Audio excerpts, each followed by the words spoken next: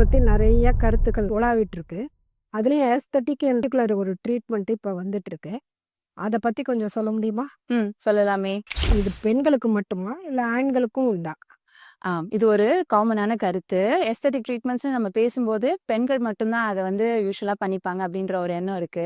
But இப்ப பார்த்தோம்னா, மென்னுக்குமே hair loss, ஃபேஸ்ல ரிங்கிள்ஸ் அந்த மாரி ப்ராப்ளம்ஸ் எல்லாமே இருக்கு. மோரோவர் ஃபேஷியல் ஸ்கல்ப்டிங், பாடி ஸ்கல்ப்டிங் அந்த மாதிரி அவங்களுக்கும் தேவைப்படுது. ஸோ, இது வந்து ஒரு காமனான எல்லாரும் பண்ணக்கூடிய ப்ரொசீஜர்ஸ் தான். மேல், ஃபீமேல் அப்படின்னு ஜெண்டர் பயாஸ் இதுல கிடையாது. இப்ப எல்லாரும் ஃபேஷியல் பண்ணா, அது பர்ட்டிகுலர் பீரியட் மட்டும் தான் இருக்கு. அது ஒரு ஃபேக் லுக் தான் குடுக்குது. இந்த மாரி ஒரு எண்ணமும் காமனா இருக்குது.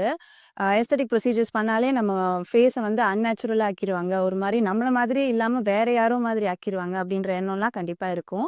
பட் நீங்க குவாலிஃபைடா ப்ரொஃபஷனல்ட்ட போய் உங்க பர்ட்டிகுலர் ஃபேஸ்க்கு எது வந்து சூட் ஆகும் அப்படின்ற மாதிரியான ட்ரீட்மெண்ட்ஸ் நீங்க எடுக்கிறப்ப, உங்களோட நேச்சுரல் ஃபீச்சர்ஸ என்ஹான்ஸ் பண்ற மாரியான ட்ரீட்மெண்ட்ஸ் தான் சஜெஸ்ட் பண்ணுவாங்க. அன்நேச்சுரலாவோ இல்ல ஃபேக்காவோ நீங்களே இல்லாத மாரி ஒரு லுக்காவோ கண்டிப்பா தரமாட்டாங்க.